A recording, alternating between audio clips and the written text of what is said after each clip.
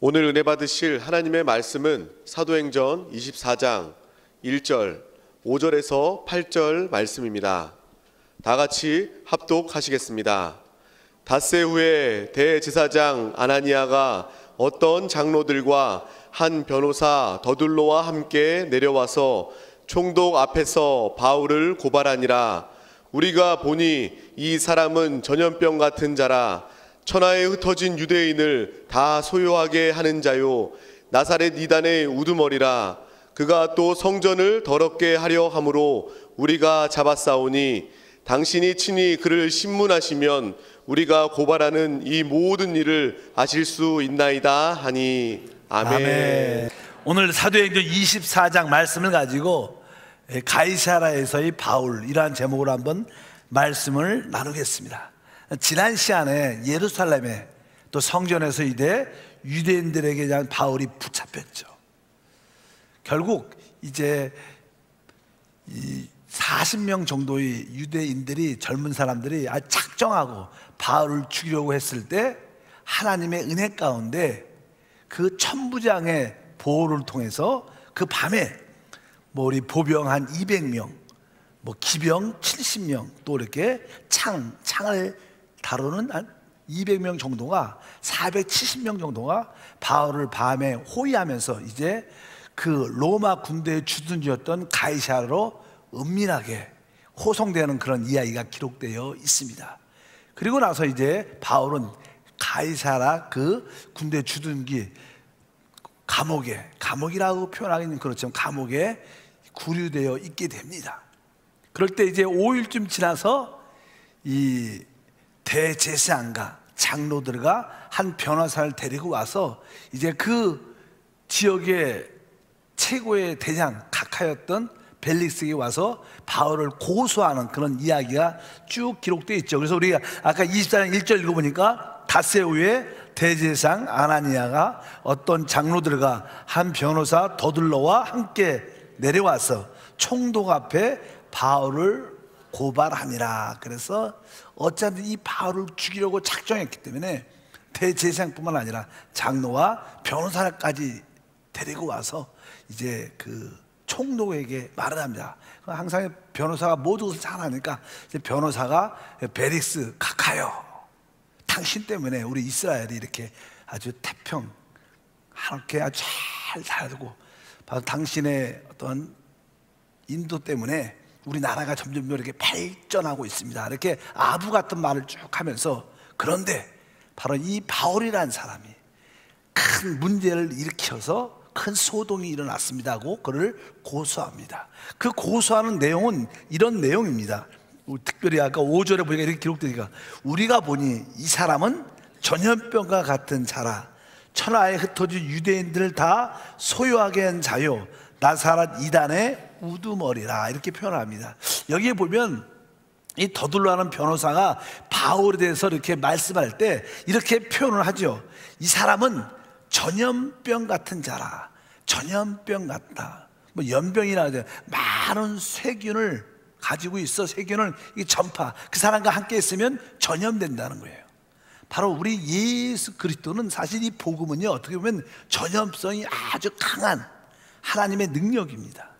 그래서 사실 예수라는 그런 바이러스 세균이 바울에게 꽉 차 있었기 때문에 바울을 만나는, 바울을 대하는 모든 사람들은 다 예수에 전염됐다는 거예요. 이게 말이 어떻게 나쁜 의미겠지만 우리 믿는 사람한테는 진짜 멋있는 말이에요.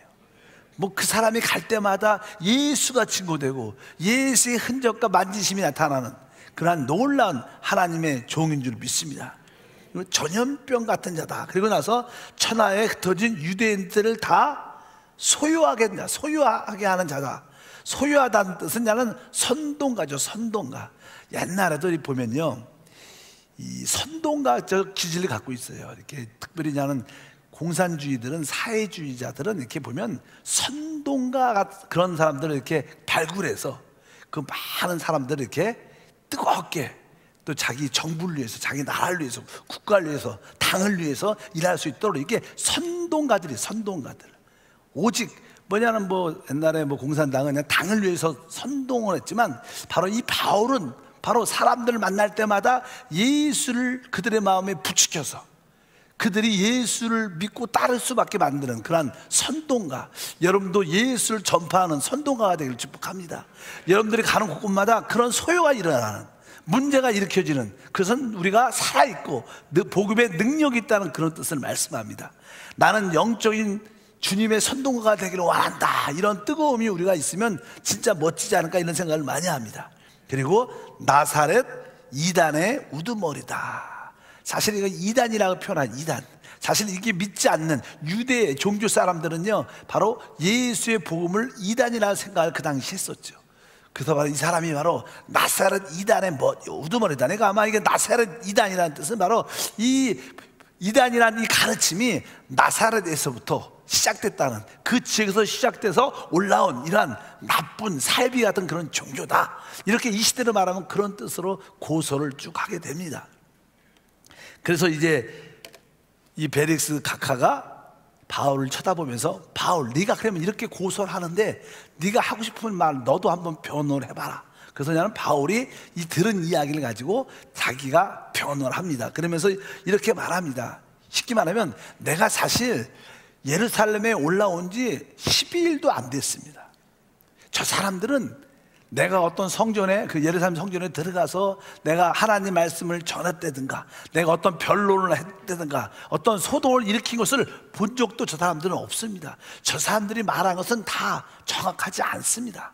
이렇게 말씀하면서 그래도 내가 할 말은 해야겠습니다. 그러면서 자기의 입장을 설명을 쭉 합니다. 바울이 한번 이 바울의 자기를 설명하는 그런 입장을 말하는 이 말씀을 통해서 우리는 바울의 무엇을 볼 수 있냐면 바울의 그 믿음과 신앙을 볼 수 있어요. 우리가 많이 종종 그러죠. 야, 바울은 어떠한 믿음을 갖고 있었을까? 바울은 어떠한 신앙을 가지고 있을까? 자기가 자기의 신앙을 이제 간증하는 그런 모습을 말하죠. 이렇게 보면 한 14절부터 15절 읽어보니까, 그러나 이것을 당신께 고백하리이다. 나는 그들이 이단이라 하는 도를 따라 조상의 하나님을 섬기고, 이렇게 시작합니다. 나는 그들이 이단이라 하는 도를 따라, 도라는 것은 길입니다. 더 웨이죠, 왜. 우리 가는 길, 도는 사실 우리가 말하는 하나님의 말씀이죠. 바로 그들이 이단이라고 말하는 도, 바울은 어떠한 도를 갖고 있냐면, 바울은 신약 경륜 안에서 하나님의 완전한 구원의 진리를 가지고 있었어요.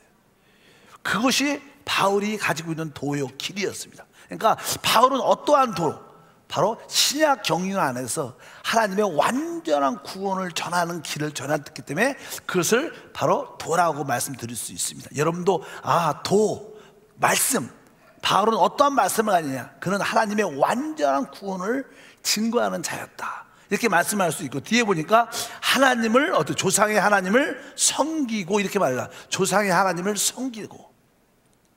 원래 섬기다는 뜻은요, 제사장이란 그런 단어입니다. 그러니까 우리가 하나님을 섬긴다는 것은 뭐예요? 우리가 제사장으로서 하나님을 섬긴다. 근데 이 바울은 신약 안에서의 제사장, 신약의 복음의 제사장으로 하나님을 섬긴 줄 믿습니다. 그러니까 유대인들이 생각하는 구약적인 그런 제사장과 전혀 다르죠. 그러니까 그들이 이해할 수 없었습니다.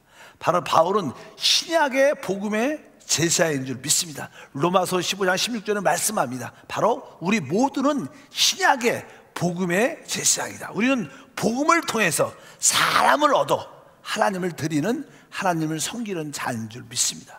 바울은 그렇게 내가 조상의 하나님을 섬기고 율법과 선지자들의 글에 기록된 것을 다 믿으며, 바울은 바로 율법과 선지서에 나오는 모든 말씀을 다 내가 믿고 있는 사람이다. 그러면서 뒤에 말씀합니다. 15절에 그들이 기다리는 바 하나님께 향한 소망을 나도 가졌다.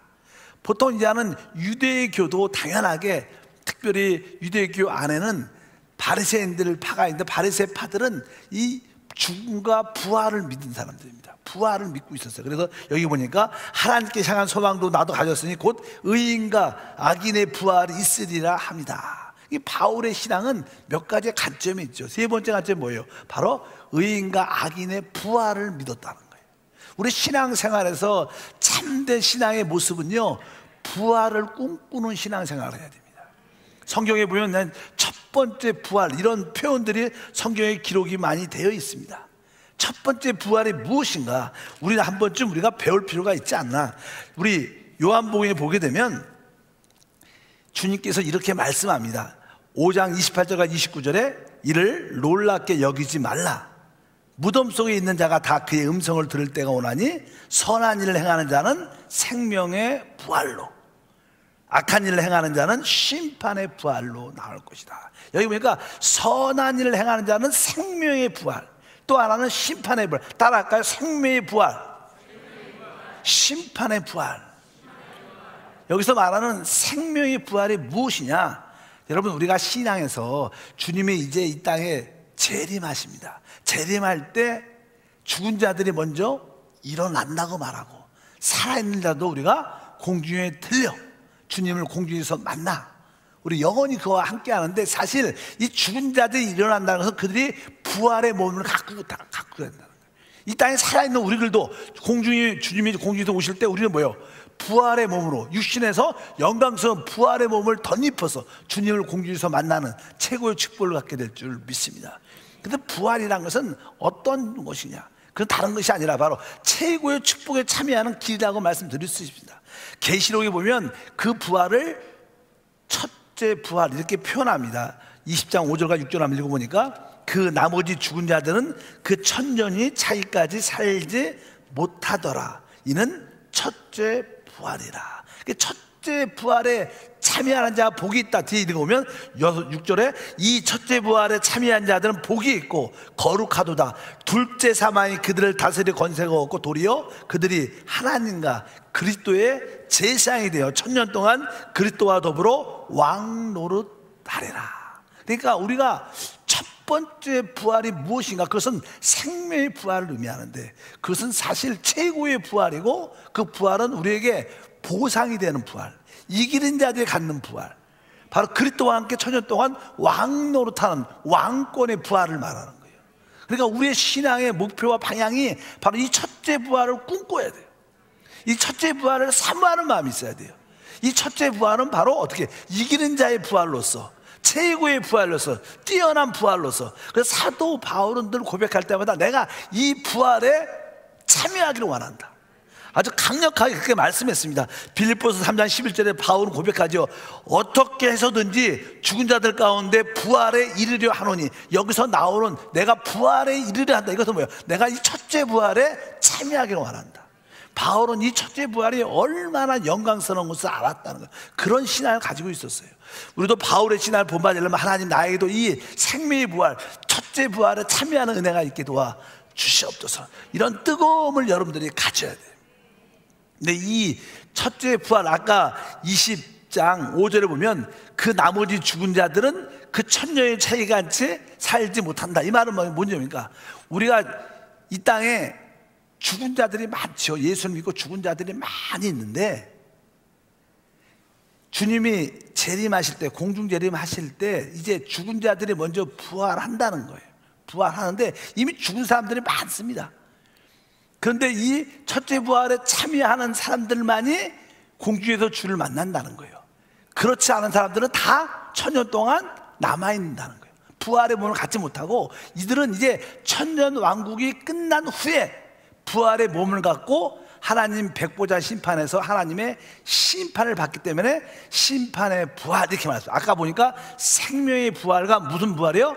심판의 부활. 그러니까 생명의 부활, 첫째 부활은 주님이 이 땅에 천년 왕국이 시작하기 전에 부활해서 천년 왕국을 다스리지만, 심판의 부활을 받을 사람들은 천년 왕국이 끝난 후에 그들이 부활해서 주님 앞에 영원한 심판으로 명을 받고 불못에 던져지는 체험을 갖게 될 것이다. 이런 뜻으로 우리가 성경은 말씀을 합니다. 여러분 모두도 항상 이 첫 번째 부활에 참여하는 꿈을 가져야 된다. 성경은 계속 그런 반복적인 걸 말씀을 많이 하는데, 히브리서 11장 35절에 보니까 또 어떤 이들은 더 좋은 부활을 얻고자 하여 심한 고문을 받으며 구차히 풀려나기를 원하지 아니하였으며 더 좋은 부활을 원했다. 더 좋은 부활. 이 부활이 뭐예요? 생명의 부활, 첫째 부활. 둘째 사망이 다스린 권세 없는 그런 부활을 우리가 가져야 된다. 그래서 우리 신앙생활의 핵심은 바로 이것이 목표와 방향이 돼야 된다. 하나님, 내가 최고의 부활, 첫째 부활에 참여하는 그런 은혜와 축복을 더하여 주시옵소서. 이것이 나의 신앙생활의 목표와 방향이 되기를 원합니다. 왜? 사도 바울도 이것을 꿈꿨고 이것이 참된 크리스찬의 축복의 길인 줄 믿습니다. 그래서 여러분들이 이 밤에 와서 하나님께 기도하고 찬양하는 이 모든 것이 뭐예요? 바로 이 첫째 부활에 참여하기 위해서 우리 모두가 주님을 섬기는 줄 믿습니다. 이 첫째 부활에 참여하지 않으면 악인의 부활, 악한 자의 부활에 참여할 수밖에 없습니다. 아까 말씀드린 것처럼 바로 1000년이 지난 후에 그들은 부활의 몸을 갖게 될 텐데, 그때 그들은 하나님의 그 백보자, 신보자 앞에 그들이 앞에 서서 생명책에 기록되지 않은 것을 다시 한번 이름이 없는 것을 확인하고 불못에 던져질 것이다. 이런 이야기가 계시록 20장에 쭉 기록되어 있는데 한번 읽어보겠습니다. 길지만 11절부터 15절까지 여러분도 다 같이 한번 읽어보겠습니다. 또 내가 크고 신 보좌와 그 위에 앉으신 이를 보니 땅과 하늘이 그 앞에서 피하여 간 데 없더라. 또 내가 보니 죽은 자들이 큰 자나 작은 자나 그 보좌 앞에 서 있는데 책들이 펴 있고 또 다른 책이 펴졌으니 곧 생명책이라. 죽은 자들이 자기 행위를 따라 책들에 기록한 대로 심판을 받으니 바다가 그 가운데 죽은 자들을 내주고 또 사망과 음부도 그 가운데 죽은 자들을 내주매 각 사람이 장의의 행위대로 심판을 받고 사망과 음부도 불못에 던져지니 이것이 둘째 사막 곧 불못이라. 누구든지 생명책에 기록되지 못한 자는 불못에 던져지더라. 이런 내용을 우리가 보통 뭐라 그래요? 심판의 부활. 결국 그들은 하나님의 백보자 심판 앞에서 이렇게 생명책에 그들의 이름이 없는 것이 확인되고 그들이 이 땅에서 행한 악한 행위대로 이제 그들은 다 불못에, 지옥불에 던져진다. 이것을 심판의 부활이라고 말합니다. 우리는 생명의 부활을 꿈꾸는 모두가 돼야 되고, 여러분 가족들도 심판의 부활에 참여하지 않도록 어찌하든 우리가 그들에게 복음을 전하고 하나님의 사랑을 전해야 될 줄 믿습니다. 바울은 바로 이 벨릭스 그 각하에게 이러한 자기의 입장을 설명을 쭉 하죠. 나는 바로 그들이 말하는 그 이단의 도를 따라 내가 하나님을 섬기고 있고, 바로 나는 특별히 이 의인의 부활과 심판의 부활을 따라 나는 하나님을 섬긴다. 이런 두려움을 갖고 있기 때문에 나는 양심을 따라 하나님을 섬기고 있는 사람이다. 이렇게 뒤에 말씀하죠. 24절 16절에 이러므로 말미암아 나도 하나님과 사람에 대하여 항상 양심의 꺼리낌이 없기를 힘쓰나이다. 그 각하에게 말하는 겁니다. 심판의 부활과 생명의 부활이 있는데 내가 이것을 확실히 아는 사람인데 내가 양심을 따라 하나님뿐만 아니라 모든 사람에게 꺼리낌 없도록 내가 하나님을 섬기고 있다. 내가 죄가 있지 않다는 겁니다. 잘못한 게 있지 않다고 아주 강하게 말을 합니다. 그러니까 그 베레스 각하가 이 얘기를 들으면서 이제 바울을 보니까 진짜 죄가 없는 것 같아요. 그리고 이 바울이 또 이야기를 쭉 하죠. 내가 오랜만에 예루살렘에 왔다는 거예요. 내가 예루살렘에 오게 된 것도 우리 민족이 너무나 어렵고 힘들기 때문에 많은 물질과 많은 구제하기 위해서 이곳에 왔는데, 이런 얘기를 쭉 합니다. 그러니까 아마 이 각하, 베릭스 각하가 이 사람이 돈이 많구나. 왜? 뭐 이게 구제하러 또 재물을 가지고 이곳에 와서 우리 민족을 도와주러 왔다, 이런 이야기를 하니까 아, 이 사람이 돈이 많은 사람이다. 그래갖고 자주 불러요. 복음을 듣기 위해서 자주 부르지만 그 의도는 복음을 들려는 게 아니라 뭐예요? 돈을 좀 어찌 하면 많이 좀 받을 수 있을까, 이런 생각으로 많이 불렀다고 이제 성경에 쭉 기록되어 있습니다. 우리가 분명히 알아야 될 것은 이 모든 정치가들은 대부분 이렇게 세상 거에 관련되어 있다는 거예요. 참된 신앙에 있지 않다는 겁니다. 이 또 이게 베레스 이 각하 이 총독은요, 총독은 이 항상 이 그 유대인 지역을 다스리니까 유대인 중에 이쁜 여자를 아내로 또 삼았습니다. 유대인이니까 늘 신앙에 관심이 많죠. 그래서 종종 그 자기 부인과 함께 바울을 불러서 당신이 말하는 그 생명의 부활과 심판의 부활에 대해서 한번 자세하게 얘기 좀 해봐라. 그 사람들은 신앙이 없으니까. 그래서 바울이 그들에게 그 각하에게, 총독에게 그런 말을 쭉 몇 번 하죠. 그리고 나는 한 번은 이렇게 말씀을 하는데 아주 강하게 말씀을 합니다. 우리 24장 25절과 26절에 바울이 그 총독에게 이런 말씀을 전하죠. 바울이 의와 절제와 장차 오는 심판을 강론하니, 이렇게 말씀합니다. 우리 바울이 워낙 하나님 말씀에 대한 깊이가 있기 때문에 이 사람에게는 어떤 말씀이 합당하다, 이것을 분별할 수 있죠. 그래서 이 벨릭스 이 사람에게는 다른 것이 아니라 하나님의 의와 또 절제, 보니까 뭐 워낙 이게 정욕적인 사람이 있기 때문에, 또 의가 불의한 사람이기 때문에, 또 하나님을 두려워하지 않는 그러한 모습을 가지고 있으니까 아주 하나님 말씀을 딱 가지고 뭘 말해요? 바울이 의에 대해서, 또 절제에 대해서, 우리가 어떤 모든 욕망에 대해서 절제하지 않으면 어떻게 되는가, 이런 이야기도 했을 것이고, 그다음에 장차 오는 하나님의 심판에 대해서 아주 세게 말하니까 총독이 두려워했더라, 이렇게 말씀하면서 계속 읽어보니까, 두려워하여 대답하되 지금은 가라, 내가 틈이 있으면 너를 부리리라 하고, 동시에 또 바울에게 돈을 받을까 바라는 거로 더 자주 불러 같이 이야기하더라, 이렇게 말씀을 합니다. 그러면서 조금은 이렇게 바울에 대해서 이렇게 감옥에 갇히는 것이 아니라 친구들이 오면 항상 면회할 수 있고, 또 그 안에서는 자유롭게 활동할 수 있는, 편하게 그렇게 그를 밖에만 나가지 않도록. 그래서 바울은 그곳에서 2년 동안 있게 됩니다. 2년이라는 시간이 짧은 시간이 아니죠. 성경은 이렇게 말을 해요. 24장 27절에 쭉 읽어보니까, 이태가 지난 후 보르기오 베스도가 벨릭스의 소유임을 이어받으니 벨릭스가 유대인의 마음을 얻고자 하여 바울을 구리하여 두니냐, 계속 그를 붙잡아서 그 감옥에 구리하고 두고 있었다. 2년 동안 그 가이사랴에 머물게 됩니다. 이 사도행전은 누가가 썼죠.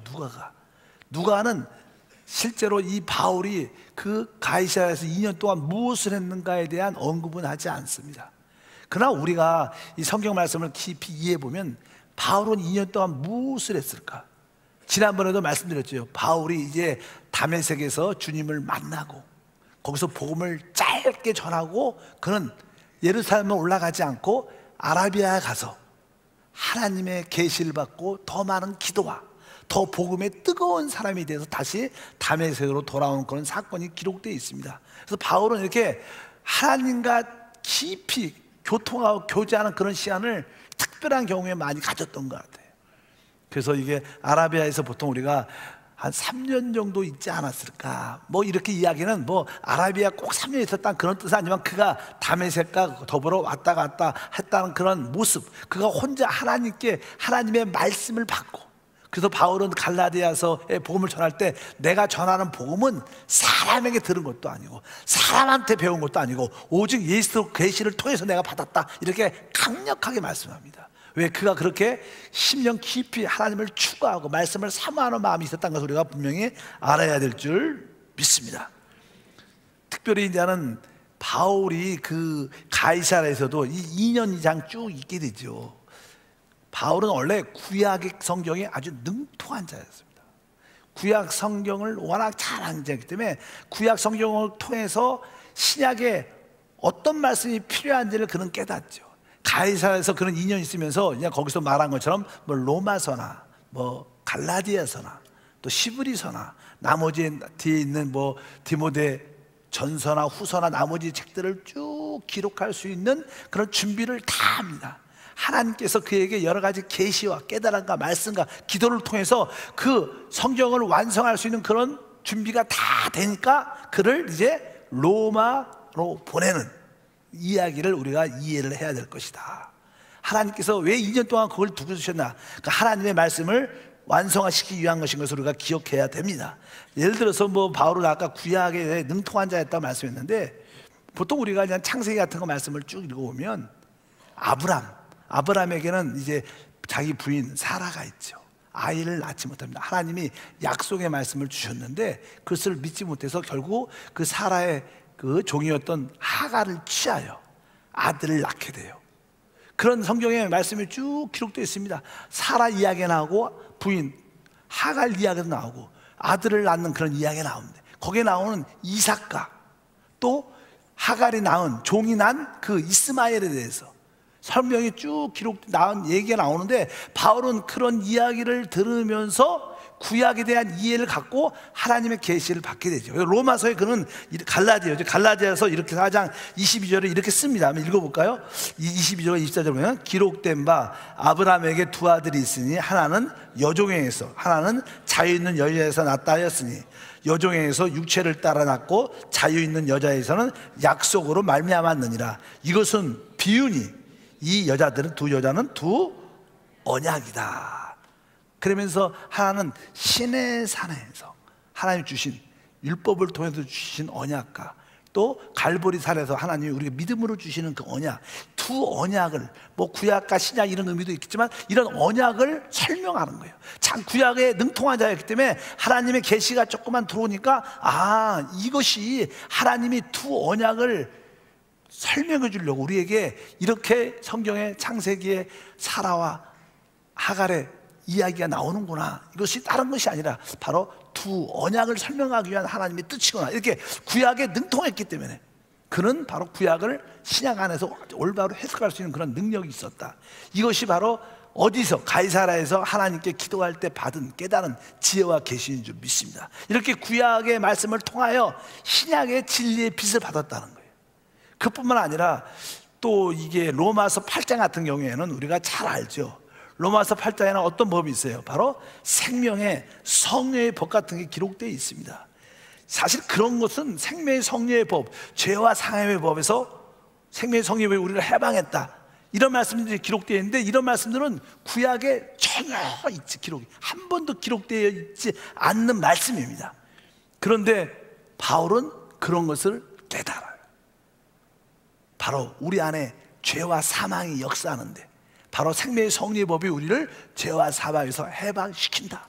이것이 바로 그 법이 그리스도 예수 안에 있다. 이러한 놀라운 진리는 하나님한테 직접 받은 거예요. 이것은 구약에 나오는 말들이 하나도 아닙니다.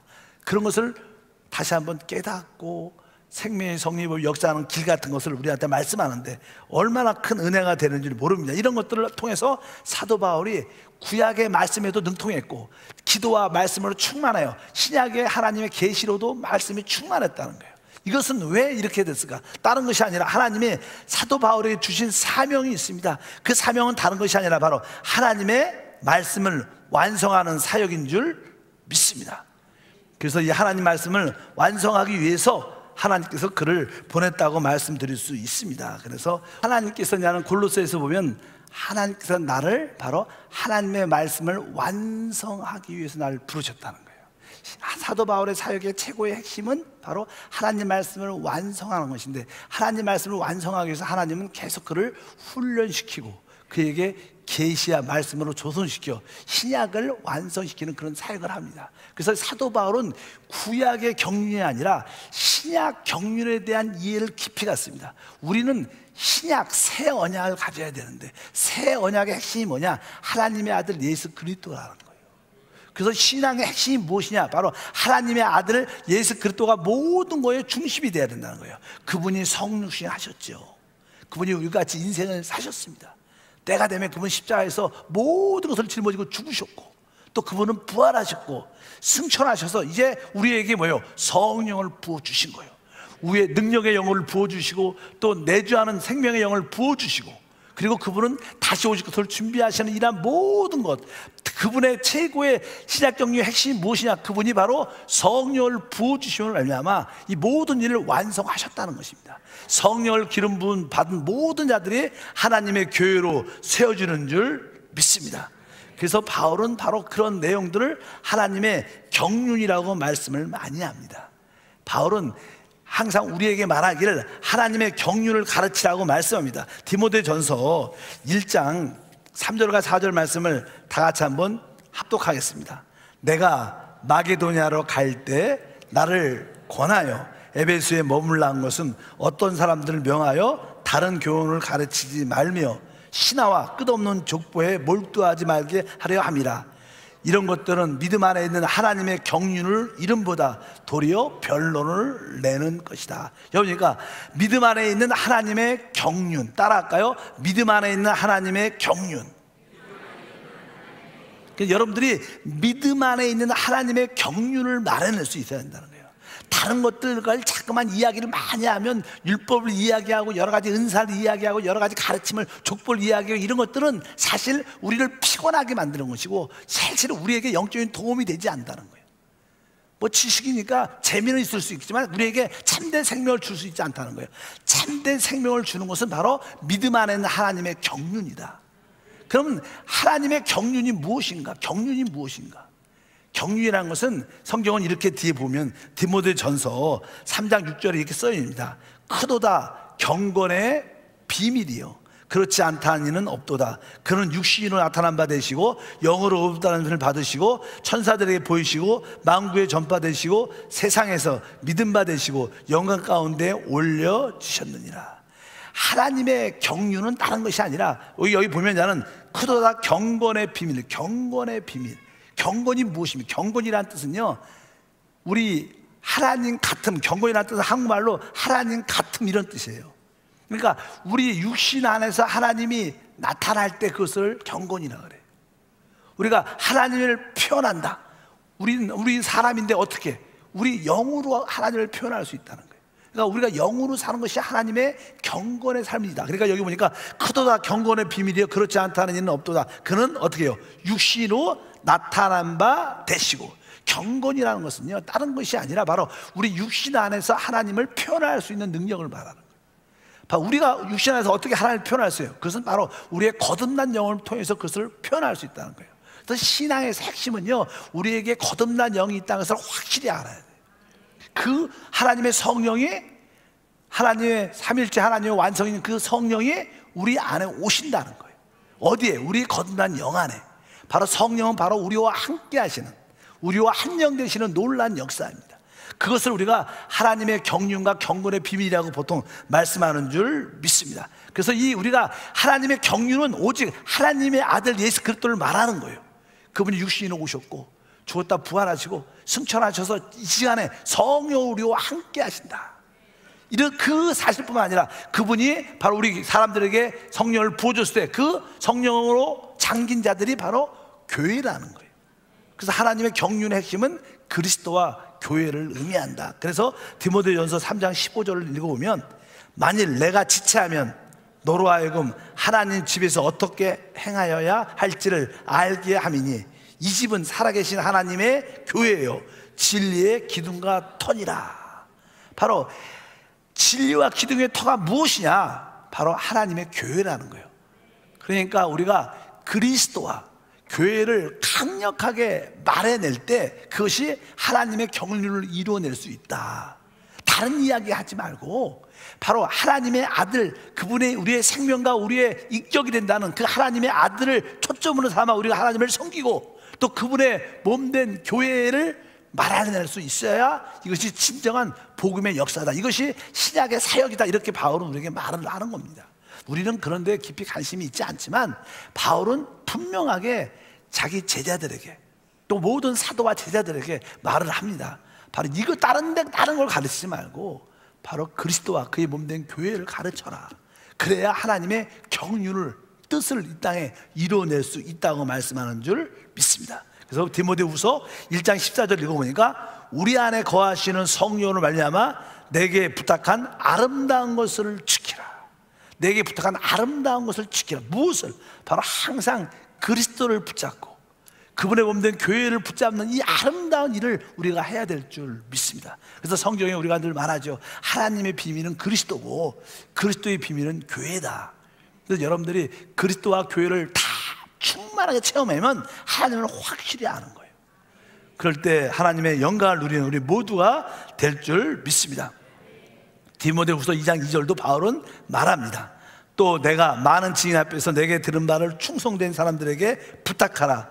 또 그들이 또 다른 사람들을 가르칠 수 있으리라. 그러니까 충성된 사람들에게 바로 이 하나님의 비밀을, 그리스도의 비밀을 말해내고 그것을 가르쳐서 또 그들 역시 그 하나님의 비밀과 그 그리스도의 비밀인 교회를 말해낼 수 있는 사람이 될 때 바로 우리는 하나님의 그러한 교회를 만들어낼 수 있을 겁니다.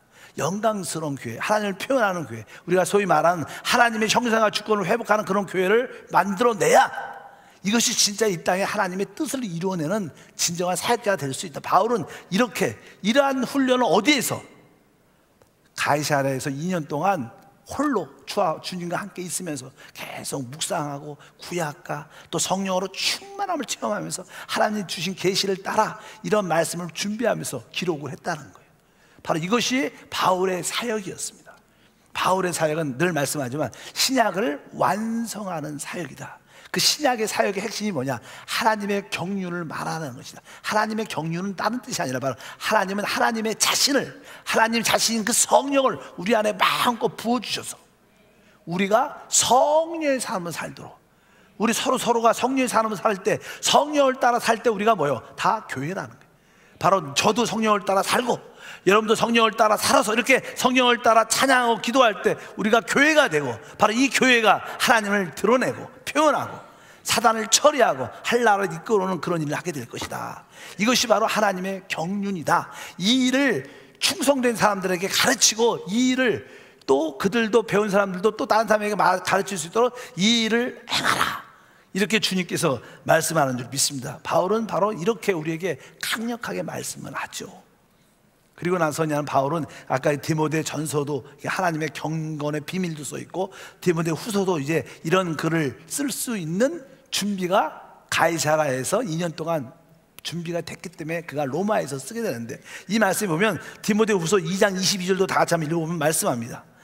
또한 너는 청욕의 정욕을 피하고 주를 깨끗한 마음으로 부르는 자들과 함께 의와 믿음과 사랑과 화평을 따르라. 아까 말씀했잖아. 디모데 후서 1장 14절에 바로 아름다운 것을 지키게 하고 이런 것을 가르쳐라 그러면서 2장 22절에는 주를 깨끗한 마음으로 부르는 자들과 함께, 이렇게 말해서 주님을 깨끗한 마음으로 부르는 자들과 함께. 그러니까 우리가 아까도 찬양할 때 우리가 주 예수 했잖아요. 이 주 예수를 깨끗한 마음으로 부르는 것이 교회 생활의 되게 핵심이라는 거예요. 여러분, 주 이름을 부를 때마다 우리 영이 해방되고 우리가 하나 될 수 있는 놀란 일들이 함께 할 줄 믿습니다. 우리가 어떤 사람들과 모여야 되냐? 오늘 아까 22절에 뭐라 했어요? 너는 청년의 정욕을 피하고 주를 깨끗한 마음으로 부르는 자들과 함께 의와 믿음과 사랑과 화평을 따르라.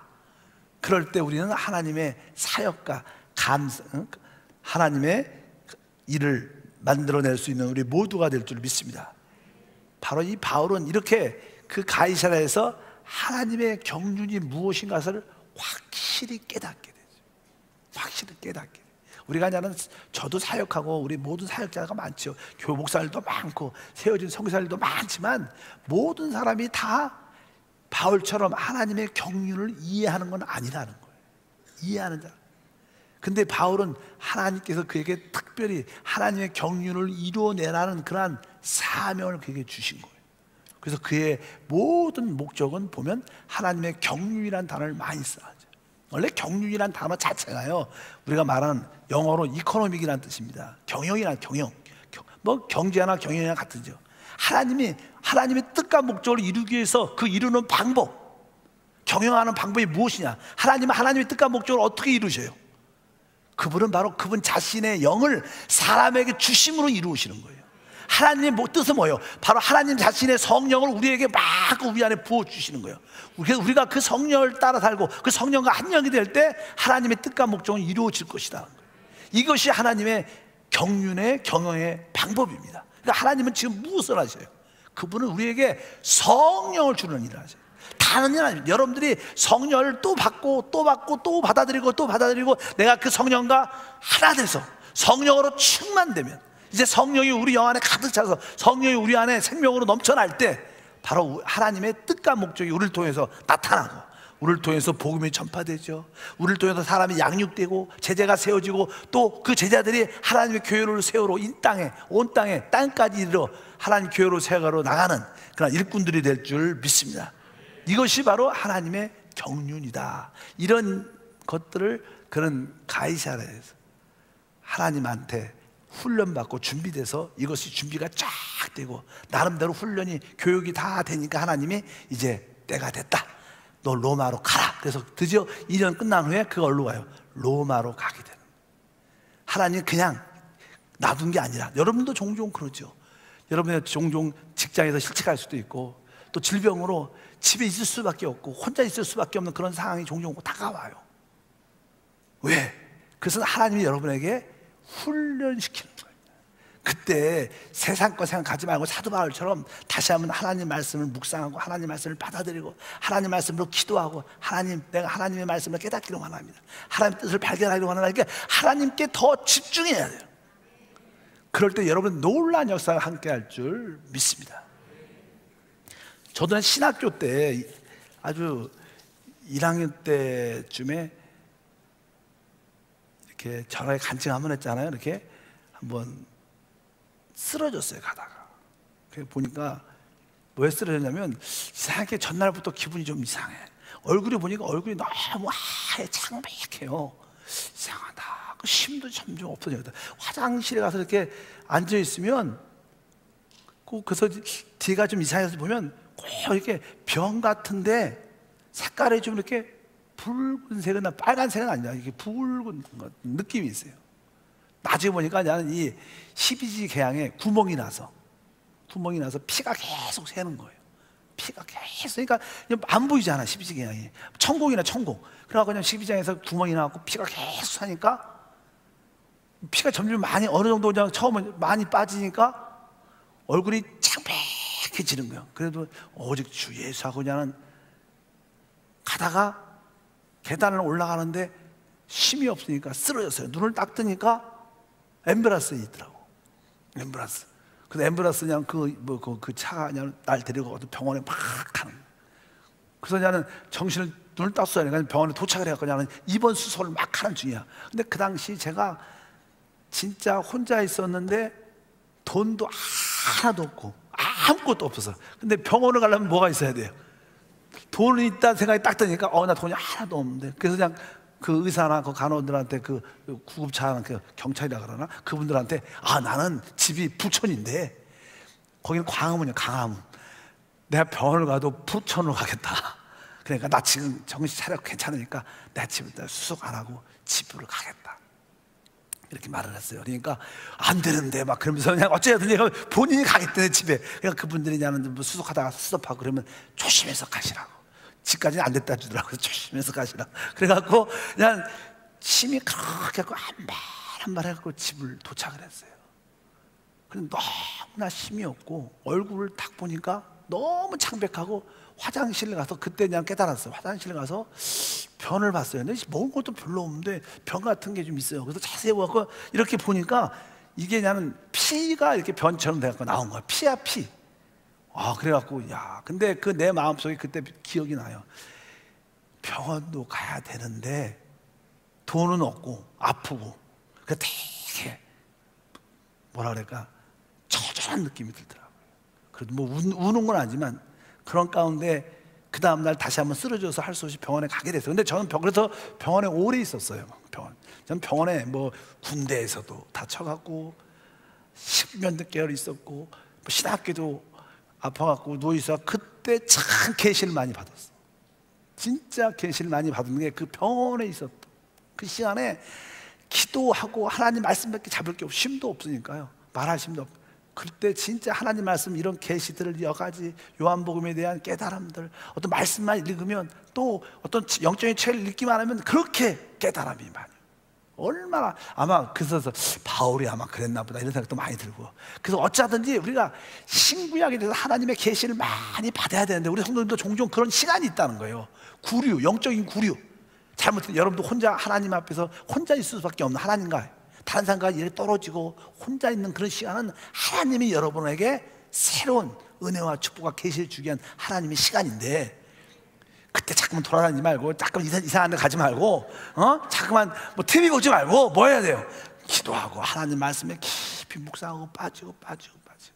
그럼 하나님이 놀란 계시를, 바울이 2년 동안 모든 계시와 깨달음을 다 갖게 되는 거예요. 다시 한번 구약을 이해하고, 하나님 나에게 주신 신약을 어떻게 이해할 것인가, 신약의 핵심이 무엇인가, 예수 그리스도시구나.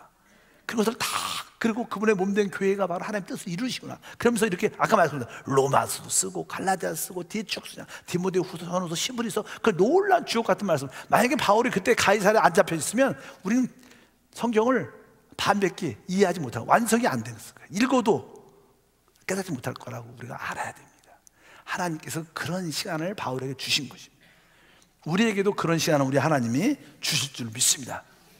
여러분도 나름대로 하나님의 그 뜻과 목적을 알려는 뜨거운 마음이 있어야 돼요. 너무 우리가 무엇을 먹을까 마실까 입을까에 너무 걱정하지 마세요. 안 죽습니다. 사실 먹을 것이 없어서 죽진 않아요. 조금 배는 고플 수 있어도 죽진 않으니까 여러분들이 그런 믿음을 갖고 한번 하나님을 꽉 붙잡아 봐야 돼요. 그러면 놀라운 축복의 기회가 돼서 하나님이 여러분을 강하게 사용할 줄 믿습니다. 여러분에게 그런 은혜가 있길 주님을 축복합니다. 하나님 아버지 감사합니다. 사도 바울은 신약의 그 초점이 오직 하나님의 아들 예수 그리스도, 그분이 바로 우리의 생명과 우리의 인격이 되시는 우리 안에 계신 하나님을 확실히 알고 이 사역을 어떻게 강하게 전할까를 깨달으면서 하나님의 모든 말씀에 이해와 깊이를 갖게 된 줄 믿습니다. 하나님 우리 모두에게도 이러한 지혜와 계시의 은혜가 함께하게 도와주시고 우리가 고난과 환난과 역경 가운데 있을 때 바로 영적으로 도약하는 그런 시간으로 만들게 도와주시고 더 기도하고 더 말씀과 가까이 하고 더 많이 찬양하고 더 성령과 함께 교통하는 우리 모두가 되도록 은혜를 더하여 주시옵소서. 그러므로 사도 바울이 깨달았던 그 하나님의 경륜을 우리도 깨달아 만나는 모든 자들에게 뜨겁게 영적인 전파자가 될 수 있도록 축복해 주옵소서. 주 예수 이름으로 기도함나이다. 아멘.